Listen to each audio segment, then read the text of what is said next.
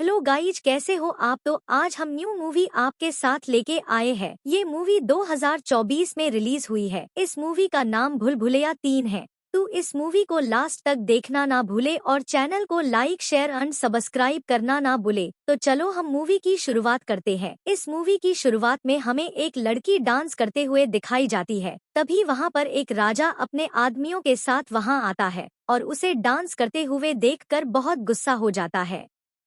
फिर वो अपने आदमी के साथ उसे घसीटे हुए लेकर जाता है और उसे लकड़ियों के ऊपर बांधकर जला दिया जाता है। उसे जलाते समय उन लोगों ने जो मास्क लगाया था उसे निकालकर फेंक देते हैं। फिर यहाँ से आगे मूवी की शुरुआत होती है। वो औरत मर जाती है लेकिन वहाँ उसकी आत्मा प्रकट हो जाती है और वह उस इंसान का मुखौटा लगा लेती है जिसने उसे जिंदा जलाया था। वह सबसे पहले उसे मारती है जिसने उसे आग लगाया थी और मुखौटे को फेंक दिया था।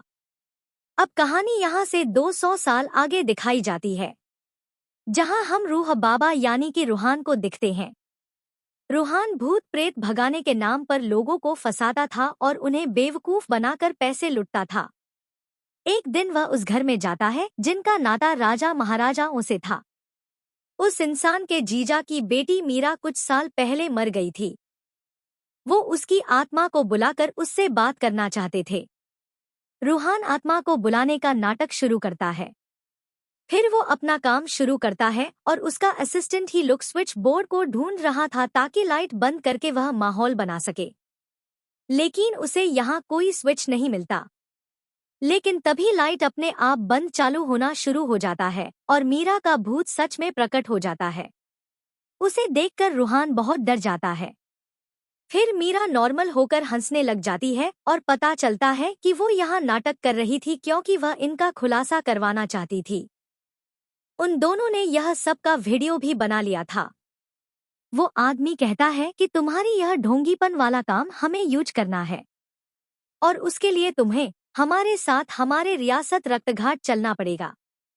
रूहान पहले तो इसके लिए मना कर देता है लेकिन उनके पास इसकी वीडियो थी और साथ ही वो लोग 1 करोड़ रुपए देने वाले थे। तो रूहान चलने के लिए तैयार हो जाता है। रूहान उनके साथ रक्तघाट में मौजूद उनकी हवेली पर पहुंच जाता है, पर वो लोग महल में नहीं तबेले में रहते थे क्योंकि महल में मंजुलिका भूत का साया था, इसलिए वहां कोई नहीं रहता था। यह लोग अब बहुत गरीब हो चुके थे क्योंकि इनकी सारी रियासत खत्म हो गई थी। गाय पर दूध नहीं देती थी, उल्टा उसे दूध पिलाना पड़ता था। राजा का एक बॉडीगार्ड था जिसकी राजा को खुद ही रक्षा करनी पड़ती थी। फिर वहां राजपुरोहित आते हैं जो कि बहुत बड़े ज्ञानी पंडित थे। वह रोहन को महल में ले जाकर एक फोटो दिखाते हैं जो कि राजकुमार देवेंद्र नाथ की तस्वीर थी। वो रूहान जैसा ही दिखता था। वह कहते हैं कि देवेंद्र नाथ की एक बहन थी मंजुलिका जो कि राजा की इकलौती संतान थी। वो नृत्य में माहिर और युद्ध में सर्वश्रेष्ठ थी। उसका निशाना भी अचूक था। वह जानती थी कि आगे चलकर महाराज का सिंहासन उसे ही मिलेगा, लेकिन महाराज को अपनी एक दासी से पुत्र हुआ जो कि था देवेंद्र नाथ। लेकिन जब राजगद्दी देने का समय आया तो महाराज ने देवेंद्र नाथ को ही अपना उत्तराधिकारी घोषित कर दिया। उसी रात मंजुलिका ने अपने भाई को बड़े ही क्रूरता से मार डाला। जब महाराज को यह बात पता चली तो उन्होंने मोनिजनिका को मृत्युदंड देने की घोषणा की और फिर उसे जिंदा जला दिया गया। सबको लगा कि उसका यही अंत हो गया, लेकिन भूत बनकर उसने महाराज को जलाकर मार डाला। मंजुलिका के आत्मा को रोकने के लिए उन्होंने ने एक महायज्ञ के द्वारा पवित्र तेल उत्पन्न किया और कमरे के बाहर भैरव कवच लगा दिया ताकि वह कभी बाहर न आए। भविष्यवाणी के अनुसार मंजुलिका का अंत राजघराने से ही कोई पुनर्जन्म जो से होगा और वहीं अगर दुर्गा अष्टमी के दिन वो खोलेगा। अब तुम आए हो तो तुम ही मंजुलिका का अंत करोगे। मीरा को इन सब बातों पर विश्वास नहीं होता। वह तो बस इतना चाहती थी कि दरवाजा खुले और मंजुलिका की कहानी खत्म हो और इस महल को बेचकर अमीर हो जाए, क्योंकि उस महल की करोड़ों कीमत में बिकने वाली थी और उसी से रूहान को भी हिस्सा मिलता। गांव में खबर फैल गई थी कि अब मंजुलिका को भगाने राजकुमार आ गया है। फिर वो लोग भी उधार देना शुरू कर देते हैं और मेरा महल को रिकॉन्स्ट्रक्ट करने का सोचती है। अब वहां आते हैं छोटा पंडित, बड़ा पंडित और पंडिताइन आते हैं। यह दिनों रूहान का भांडा फोड़ने आए थे कि असल में वह क्या काम करता है। लेकिन रूहान उन्हें अपनी बातों में फंसा के उन्हें अपना नौकर बना लेता है। इसके बाद वहां क्राउन हेरिटेज रेस्टोरेंट से मल्लिका आती है। मेरा पूछती है कि यहाँ तो कोई कौशन जी आने वाले थे। तो मल्लिका कहती है कि वह छुट्टी पर गए हैं और उनकी जगह ही मैं आई हूँ। सब इस उम्मीद में थे कि रूहान को अपने पिछले जन्म का सब कुछ याद आ जाए, पर रूहान को तो पता ही नहीं था कि वाकई उसने पुनर्जन्म लिया है या नहीं। अब एक रात रूहान आराम से सो रहा था, तभी रेडियो में किसी की आवाज आने लगती है कि वह अपने भाई को फिर से मार डालेगी।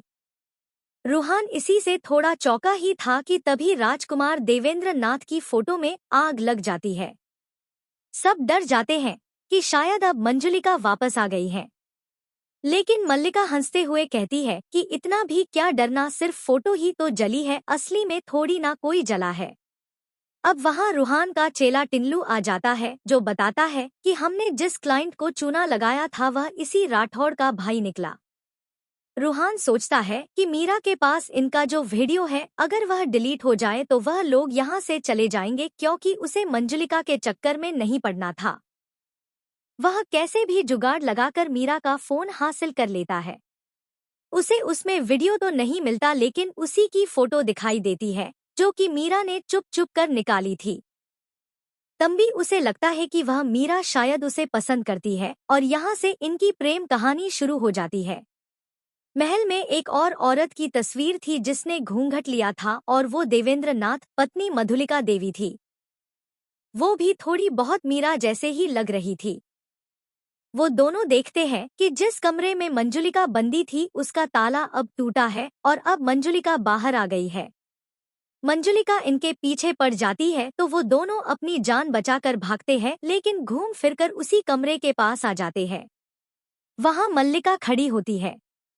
मंजुलिका यही कह रही थी कि यहाँ से चले जाओ, तो वो रूहान का हाथ पकड़कर उसे मंजुलिका के पास ले जाती है और यहाँ मंजुलिका को खींचकर एक थप्पड़ मारती है।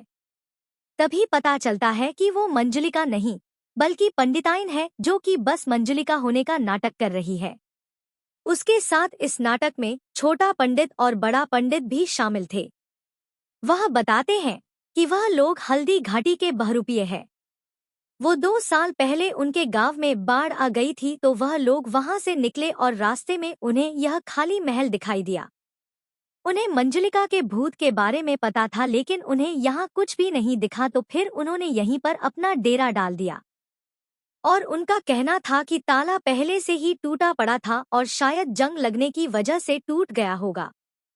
वह कहते हैं कि हम लोग आराम से मंजुलिका के कमरे में रह रहे थे, लेकिन फिर तुम लोग हमारा घर उजाड़ने आ गए, तो हम लोग भी तुम्हें डरा के भगाने में लग गए। उन्होंने ही रेडियो चलाया और तस्वीर में आग लगाकर सबको डराया। वो कहते हैं कि हमने गांव वालों के सामने तुम्हारा पर्दाफाश करना चाहा, लेकिन तुम यहाँ से फिर भी नहीं गए। पंडितन मल्लिका से पूछती है कि तुमको कैसे पता कि हम तुमको डरा रहे हैं? तो मल्लिका कहती है कि मैं जानती हूँ कि तुम मंजुलिका नहीं हो।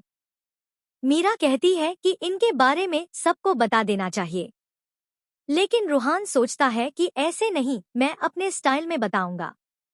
कमरा तो पहले से ही खुला था और वहां मंजुलिका भी नहीं थी, तो रूहान मल्लिका से कहता है कि अब तुम मंजुलिका होने का नाटक कर लेना। मैं भी सबके सामने मंजुलिका को भगाने का नाटक करके दरवाजा खोल दूंगा, फिर हमें दुर्गा अष्टमी तक का इंतजाम करने की जरूरत नहीं पड़ेगी। रूहान मंजुलिका को भगाने की प्रक्रिया शुरू करता है कि तभी लाइट अपने आप बंद चालू करना शुरू कर देती है और यह पीछे से टिल्लू कर रहा था। कमरे में अंदर से मल्लिका डरावनी आवाज में बंगाली भाषा में बोलने लगती है कि मैं तुम्हें दुर्गा अष्टमी के दिन मार डालूंगी, मैं तुम्हें छोड़ूंगी नहीं। एक पल को तो रूहान भी डर जाता है कि यह मल्लिका है कि असल में वहां मंजुलिका ही थी, लेकिन वो सच में मल्लिका नहीं थी। रूहान दरवाजा खोलता है तो वहां कोई नहीं होता, तो सब सोचते हैं कि मंजुलिका भाग गई। तंबी पंडित जी वहां आते हैं और जोर से चल जाते हैं कि दुर्गा अष्टमी से पहले दरवाजा खोल दिया तुमने। तो मीरा कहती है कि दरवाजा तो पहले से ही खुला था। तो पंडित जी कहते हैं कि इसका मतलब मंजुलिका पहले से ही कमरे से बाहर आ चुकी है। अब रेस्टोरेशन करते वक्त एक दीवार टूट जाती है और एक खुफिया रास्ता निकलता है। वहाँ एक और कमरा था। अब इसके अंदर कौन बंधा यह किसी को भी नहीं पता था। पंडित जी कहते हैं कि मैं ग्रंथ ले जाकर इसके बारे में पता लगाता हूँ। दरवाजा खुल गया था मतलब महल को बेचने के रास्ते खुल गए थे, पर अब यह दूसरा दरवाजा निकल आया था तो फिर से महल को बेचने में रुकावट आ जाती है। वो लोग सोच में पड़ जाते हैं कि अब क्या करें। तो राजा साहब रूहान से कहते हैं कि अब तुम कोई रास्ता निकालो ना। रूहान कहता है कि उसे भूत भगाना आता है तो वह कर लेगा। तो राजा जी यहाँ मान जाते हैं क्योंकि गरीबी अब उनसे झेली नहीं जा रही थी। रूहान जाकर दरवाजा खोल देता है तो वहां से बहुत सारे कौवे निकलते हैं। पंडित जी को आगाज हो गया था कि दरवाजा खुल गया है, तो वह आते ही रूहान पर गुस्सा करते हैं कि तुमने दरवाजा क्यों खोला। मुझे ग्रंथालय में पता चला कि महाराज की एक नहीं दो पुत्रियां दी, मंजुलिका और अंजुलिका। छोटी बहन अगर तूफान थी तो बड़ी बहन आंधी थी। यह दरवाजा खुल चुका है तो प्रलय आना अब तय है। अब घर में सूर्यगढ़ की महारानी मंदिरा देवी आती है जो कि महल खरीदने आई थी। मंदिरा रूहान से कहती है कि मैं आपका शुक्रिया करना चाहती हूँ, अगर आप वो दरवाजा नहीं खोलते तो मैं यहाँ कभी नहीं आ पाती। रूहान डर के मारे पूछता है कि आप क्या मतलब है। तो मंदिरा कहती है कि आपने दरवाजा खोला, मंजुलिका को भगा दिया, तभी तो मैं यहाँ आई महल को खरीदे समझे। फिर मंदिरा मंजुलिका के कमरे में रहने की इच्छा जताती है और जब वह जाती है तो उसे मल्लिका मिलती है। दोनों एक दूसरे को देखते ही एक दूसरे का गला दबाने लगते हैं जैसे कि दोनों एक दूसरे के खून के प्यासे हो। तभी पूरे महल में कौवे गिर के मरने लग जाते हैं। इससे हमें ये समझ में आ जाता है कि ये दोनों शायद अंजुलिका और मंजुलिका है। तंबी मरे हुए कौहों को देखकर सब घबरा जाते हैं कि यह सब क्या हो रहा है। राजा को यह चिंता दी कि अब महल बिकेगा कैसे। पंडित जी कहते हैं कि अब रूहान ही कुछ कर सकता है, वही मंजुलिका को मारेगा ठीक वैसे ही जैसे पिछले जन्म में मारा था, यानी कि जलाकर मैं वैसे ही भाई यज्ञ करूंगा जैसे मेरे पूर्वजों ने किया था, और हवन कुंड की अग्नि से जो पवित्र तेल निकलेगा उसी से मंजुलिका का अंत होगा। मीरा और रूहान मंदिरा को पूरा गांव घुमाने ले जाते हैं और रास्ते में एक मंदिर पड़ता है। वो लोग वहां उसे मंदिर में चलने को कहते हैं तो मंदिरा यह कहकर मना कर देती है कि वो नास्तिक है। रूहान कहता है कि घूमने की जगह समझकर ही चलिए, तो मंदिरा एकदम से गुस्से में आ जाती है और कहती है कि मैंने कहा ना, मैं नहीं जाऊंगी। दोनों ही यहाँ डर जाते हैं कि इसे क्या हो गया। अब एक दिन मीरा को पुरानी फोटो मिलती है जो कि मंजुलिका की थी। इससे पहले कि उसका चेहरा देख पाती मल्लिका से उस पर पेंट गिर जाता है और चेहरा नहीं दिख पाता।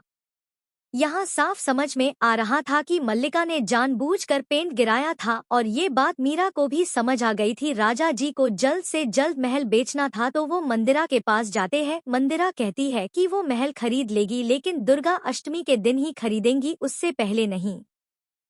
तभी वहाँ पर विक्की आता है जो कि बहुत अमीर इंसान था और वो भी इस महल को खरीदने की दिल रखता है, वो भी तुरंत। तो वो लोग उसके साथ दिल करने के लिए मान जाते हैं। मंदिरा को यहाँ बहुत गुस्सा है। विक्की अंदर रखे महाराजा के सिंहासन को ले जाने की बात करता है तो इस बात पर मल्लिका को गुस्सा आ जाता है। वो कहती है कि इसकी जगह यही है, इसे कहीं मत ले जाओ। विक्की उसकी नहीं सुनता और मल्लिका भी नाराज हो जाती है। जब रात में विक्की अकेले कार से कहीं जा रहा होता है तो मंजुलिका उसे मौत की नींद सुला देती है। विक्की सिंहासन ले जा चुका था लेकिन अगले दिन मीरा देखती है कि सिंहासन महल में ही है और मल्लिका उस पर बैठी हुई है। मीरा के सवाल जवाब करने से मल्लिका इतना भारी सिंहासन एक हाथ से उठाते हुए कहती है कि ये मेरा सिंहासन है, तुम इसे मुझसे नहीं छीन सकती। उसका ये रूप देखकर मीरा भागते हुए सबके पास जाती है ताकि वो सबको सब कुछ बता सके। तो वो देखती है कि मल्लिका उनके पास बैठी हुई है। मेरा यहाँ सोच में पड़ जाती है कि ये कैसे हो सकता है। तभी सब पहले से ही विक्की की मौत खबर सुनकर सदमे में थे और वहाँ मंदिरा हंसते हुए आती है और कहती है कि बेचारा, अब यह कॉन्ट्रैक्ट तुम लोग मुझे ही बेच देना। फिर मीरा और रूहान दोनों को धीरे धीरे समझ आने लगा था कि जब से मंदिरा और मल्लिका आई है तब से ही यह सब गड़बड़ी होना शुरू हुई है। कहीं इन दोनों में से ही तो कोई मंजुलिका तो नहीं। मीरा मल्लिका को मंजुलिका समझ रही थी और रोहन मंदिरा कोडोट। अब रोहन को डरावने सपने आना शुरू हो जाते हैं, जिसमें उसे मल्लिका, मंदिरा, मंजुलिका और मीरा सब दिखाई देती है, वह भी डरावने रूप में। रोहन टिल्लू को लेकर वहां से भाग निकलता है, लेकिन वह किसी भी रास्ते क्यों ना चला जाए, वह घूम फिर के महली में आ जाते रहा था। परेशान होकर उसे वापस महल आना ही पड़ता है। छोटा पंडित, बड़ा पंडित और पंडिताइन को भी मंजुलिका का सामना हो चुका था, तो वह भी भागने का सोचते हैं और वह लोग भी बार बार महली आ जा रहे थे। एक बार वह लोग कुछ ज्यादा ही कोशिश कर लेते हैं, जिसके चक्कर में छोटा पंडित खाई में नीचे गिर जाता है। पंडित जी ने यज्ञ करके पवित्र दिल निकाल लिया था और अगले ही दिन दुर्गा अष्टमी थी। जिस फोटो पर पेंट गिर गया था उसे मीरा ने क्लीन करने के लिए भेज दिया था, जो कि दुर्गा अष्टमी के दिन ही क्लीन होकर आने वाला था। अब दुर्गा अष्टमी का दिन आ जाता है और रूहान बाबा बनकर आ जाता है और वो देखता है कि पवित्र तेल वहां से गायब है। उस तेल को बड़ा पंडित और पंडिताइन अपने बालों में लगा रहे होते हैं। रूहान उन्हें चप्पल मार के भगा देता है। तभी वो दिखता है कि मीरा अपने ऊपर ज्वलनशील पदार्थ डालकर खुद को आग लगा रही है। मीरा अपने होश में नहीं थी, तो रूहान उसे पकड़कर उसका नाम चिल्लाते हुए उसे होश में लाता है। यहाँ मीरा बताती है कि वह मंदिरा के साथ थी और फिर पता नहीं उसे क्या हो गया। रूहान मीरा पर चिल्लाने लगता है कि तुम ही मंजुलिका हो, ये मुझे पता है। लेकिन उसी समय पेंटिंग साफ होकर आ जाती है, जो मल्लिका की होती है।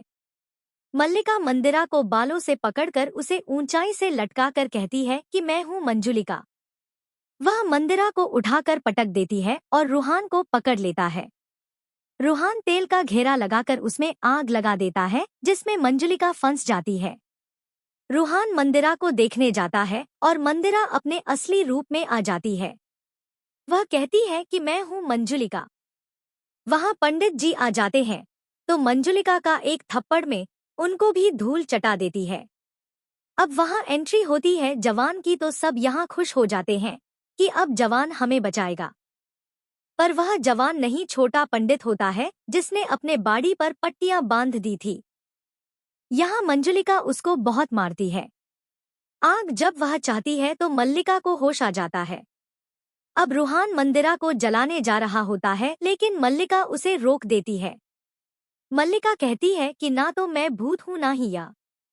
वह बोलती है कि वक्त आ गया है कि अपने सामने आ। मंजुलिका मंदिरा के शरीर से बाहर आती है और हमें देखने मिलता है कि वह मंजुलिका नहीं, बल्कि राजकुमार देवेंद्र नाथ का भूत है। जब महाराज ने देवेंद्र नाथ को उत्तराधिकारी घोषित किया था, तो उस नाथ अंजुलिका और मंजुलिका देवेंद्र नाथ को मारने गई थी। तभी उन लोगों ने देखा कि वह तो एक औरत की तरह सच संवर रहा है। मतलब देवेंद्र नाथ भले ही मेल था, लेकिन अंदर से वह एक औरत था। वह बाहर से आदमी जैसा दिखता था, लेकिन उसके चाल चलन औरतों वाले थे। दोनों उसके पास जाती है और कहती है कि अच्छा, तो तुम ही जो रात में नाचते रहते हो।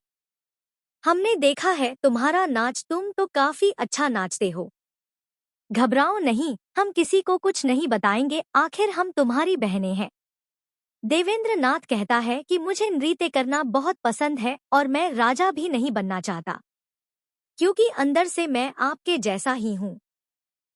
दोनों बहनें कहती हैं कि हमें नृत्य करके दिखाओ, तो देवेंद्र नाथ खुशी से नाचने लगता है। तभी मंजुलिका अपने पिता को बुला लाती है और जब वह अपने बेटे को एक औरत की तरह नाचता हुआ देखते हैं, तो उनका खून खौल उठता है और वह सोचते हैं कि जिसे हम राजा बनाना चाहते हैं, वह तो खुद रानी बनने में लगा हुआ है।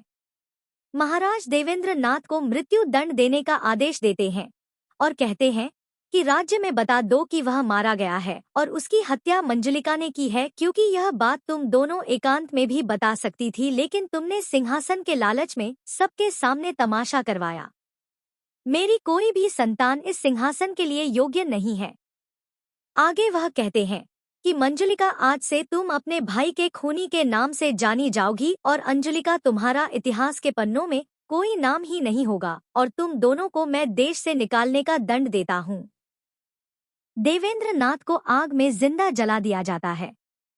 वह जलते हुए देख रहा होता है कि उसकी बहनों ने उसके साथ धोखा किया है। उन्हीं की वजह से वह आज मारा जा रहा है।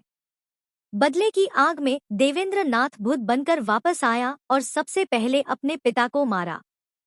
पूजा पाठ करके पंडित जी के पूर्वजों ने उसे खुफिया कमरे में बंद कर दिया। पंडित जी कहते हैं कि ऐसा ही एक कवच में मंजुलिका के कमरे के बाहर बांधूंगा, जिससे प्रजा को यह लगे कि मंजुलिका की आत्मा वहां बंद है। किसी को यह पता नहीं चलना चाहिए कि वह आत्मा मंजुलिका की नहीं, बल्कि देवेंद्र नाथ की है। देवेंद्र नाथ कहता है कि जब मैं उस कमरे से बाहर आया तो तुम दोनों मेरे सामने थी। पहली रात को ही मैं तुम दोनों को मार डालना चाहता था, लेकिन फिर सोचा कि तुम्हें वैसे ही मरना चाहिए जैसे मुझे मारा गया था। मैं तुम लोगों के शरीर में घुसकर भूतिया हरकतें करवा रहा था ताकि सबको यह लगे कि तुम दोनों ही भूत हो। फिर यह लोग तुम दोनों को जलाकर मार डालते, लेकिन कोई बात नहीं, अब सब जिंदा जलेंगे। इतना कहकर वह हर जगह आग लगा देता है। देवेंद्र नाथ तेल की बोतल तोड़ देता है और नाचने लगता है और फिर कहता है कि पंडित कैसे बचाएगा इन सबको। जहां तेल गिरा था गलती से देवेंद्र नाथ वहीं खड़ा होता है और अब मंदिर और मल्लिका दोनों उसे आग लगाने वाली होती है, लेकिन तभी मल्लिका रुक जाती है और उन दोनों बहनों को अपने पिछले जन्म का सब कुछ याद आ जाता है कि कैसे उन दोनों ने अपने भाई के साथ गलत किया था। मल्लिका कहती है कि हमारा पुनर्जन्म पुरानी गलतियां दोहराने के लिए नहीं, बल्कि उसे सुधारने के लिए हुआ है। जलते तो हम तुमसे थे, लेकिन हमारी जलन से सबने तुम्हें जला दिया। तू तो हमेशा कैद में रहा जीते जी आदमी के शरीर में और मरने के बाद उस दरवाजे के पीछे, लेकिन हम समझ ही नहीं पाए, हमें माफ कर दो मेरे भाई। तू भले ही हमें जला दे, लेकिन इन सबको जाने दे। देवेंद्र नाथ यहाँ बहुत रोने लगता है और आग को बुझा देता है, लेकिन उसे समझ आ गया था कि उसके बहनों को अपनी गलतियों का एहसास हो गया है, तो उसके बदले की आग खत्म हो जाती है और उसे मोक्ष की प्राप्ति हो जाती है और वो यहाँ से चला जाता है। लास्ट में हमें बताया जाता है कि मल्लिका को बचपन से ही इस महल के सपने आते थे। वह जानती थी कि उसका इस महल से कोई न कोई कनेक्शन जरूर है, इसलिए उसने पुराने महलों का रेस्टोरेशन करने का काम शुरू किया ताकि उसे कभी न कभी यह महल भी देखने मिल ही जाएगा। मंदिरा कहती है कि आई तो मैं किसी और काम से थी, लेकिन यहाँ आकर मुझे कुछ महसूस होने लगा और मेरा तो नाम भी मंदिरा नहीं है। ईसीबीआई राठौर कहते हैं मुझे। वहीं ईसीबीआई राठौर जो ढोंगी बाबा रूहान को ढूंढ रही थी, और यह सुनकर रूहान तुरंत ही बेहोश हो जाता है और इसी के साथ यह मूवी यहीं पर एंड हो जाती है। आई होप आपको आज की यह मूवी पसंद आई हो, तो प्लीज इस वीडियो को लाइक शेयर एंड सब्सक्राइब करें।